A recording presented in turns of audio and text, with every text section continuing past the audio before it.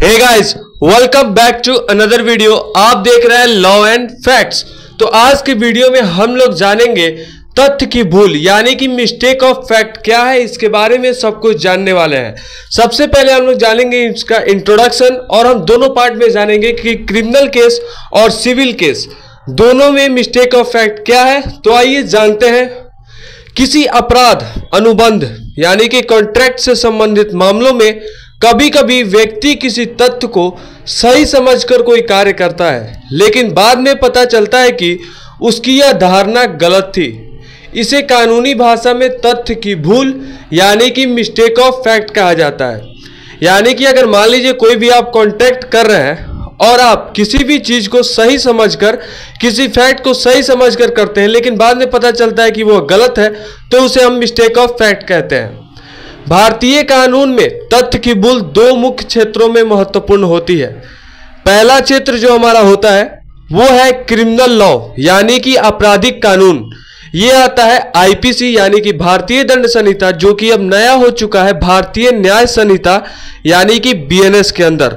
और दूसरा होता है नागरिक कानून यानी कि सिविल लॉ, भारतीय संविदा अधिनियम इंडियन कॉन्ट्रैक्ट एक्ट 1872।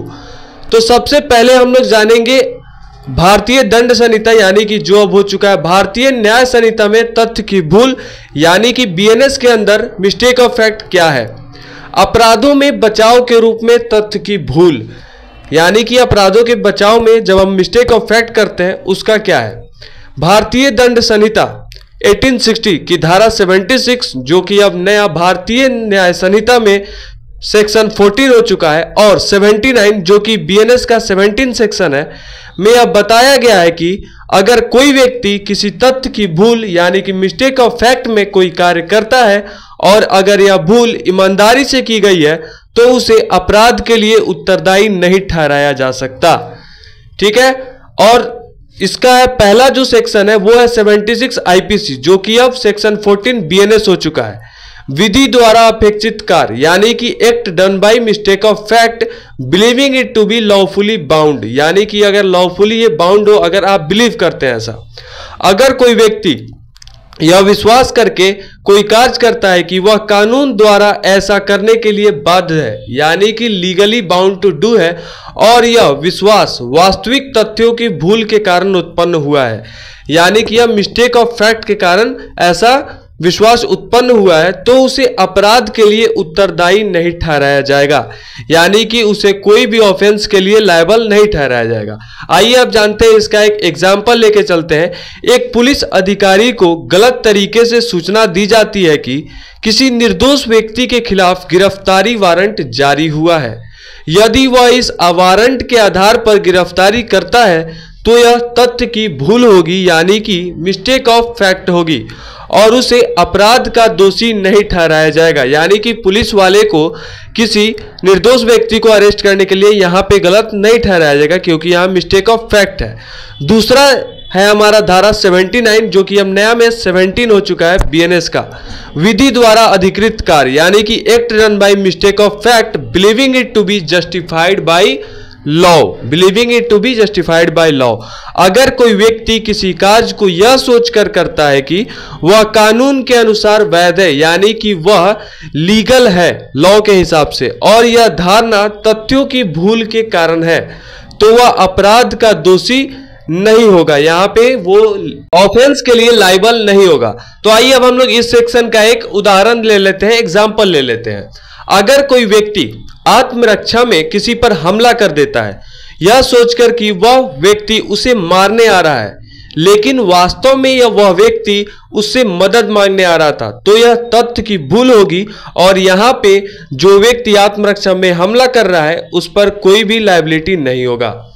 आइए अब जानते हैं कि मिस्टेक ऑफ फैक्ट और मिस्टेक ऑफ लॉ क्या है, दोनों में क्या अंतर है। दोनों टर्म को समझते हैं कि मिस्टेक ऑफ फैक्ट और मिस्टेक ऑफ लॉ क्या है। मिस्टेक ऑफ फैक्ट यानी कि तथ्य की भूल कानून द्वारा स्वीकार्य बचाव या एक डिफेंस होता है जो कि कानून द्वारा मिलता है, और मिस्टेक ऑफ लॉ यानी कि विधि की भूल कानून में यह सिद्धांत है कि कानून की अज्ञानता यानी कि इग्नोरेंस ऑफ लॉ कोई बहाना नहीं होती।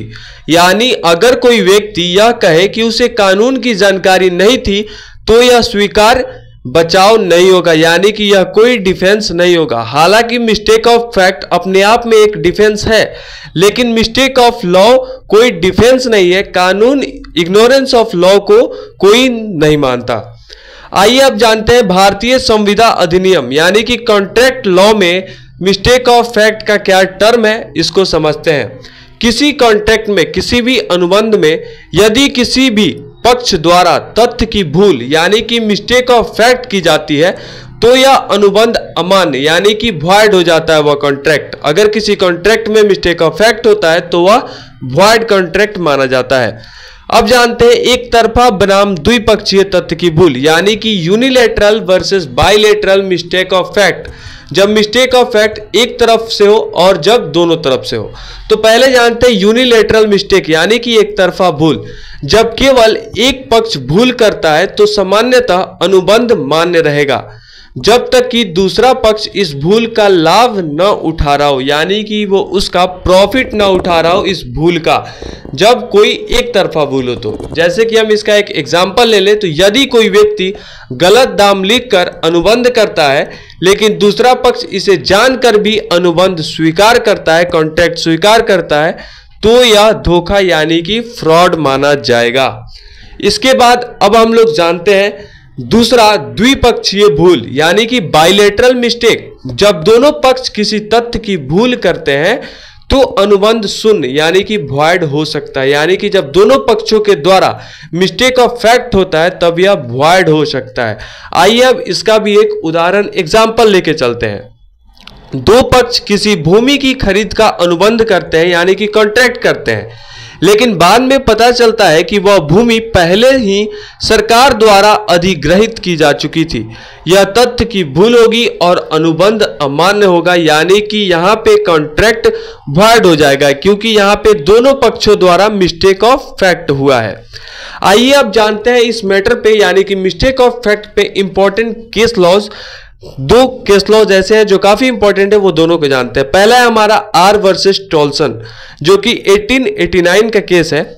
इस मामले में एक महिला ने यह विश्वास करते हुए दूसरा शादी कर ली कि उसके पति की मृत्यु हो चुकी है जबकि वह जीवित था। इसे तथ्य का भूल माना गया और उसे दोषी नहीं ठहराया गया क्योंकि उस लेडीज को मिस्टेक ऑफ फैक्ट था कि उसका पति मर चुका है लेकिन वह जिंदा था, तो इसे मिस्टेक ऑफ फैक्ट माना गया और उसे इस बात का डिफेंस दिया गया। दूसरा है हमारा state of Orissa versus Bhawanipatna Delhi.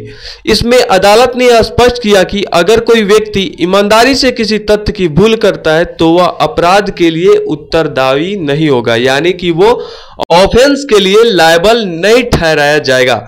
आइए अब हम लोग जानते हैं इस पूरे वीडियो का और इस पूरे टॉपिक का, मिस्टेक ऑफ फैक्ट के इस पूरे वीडियो का क्या निष्कर्ष निकल के आता है, क्या कंक्लूजन निकल के आता है। आइए जानते हैं। तथ्य की भूल यानी कि मिस्टेक ऑफ फैक्ट एक महत्वपूर्ण कानूनी सिद्धांत है जो अपराध और अनुबंध के मामलों में बचाव के रूप में इस्तेमाल किया जाता है, यानी कि कॉन्ट्रैक्ट यानी कि सिविल लॉ या फिर क्रिमिनल लॉ, दोनों में यह डिफेंस का काम करता है। भारतीय कानून में इसे आईपीसी की धारा 76 और 79 तथा भारतीय संविदा अधिनियम की विभिन्न धाराओं में मान्यता दी गई है। हालांकि यह भूल केवल तथ्यों से संबंधित होनी चाहिए, न कि कानून से संबंधित। तो ये पूरा वीडियो आपको कैसा लगा कमेंट सेक्शन में जरूर बताइएगा। वीडियो अच्छा लगे तो लाइक कीजिए, चैनल को सब्सक्राइब कीजिए। मिलते हैं नेक्स्ट वीडियो में, तब तक के लिए बाय।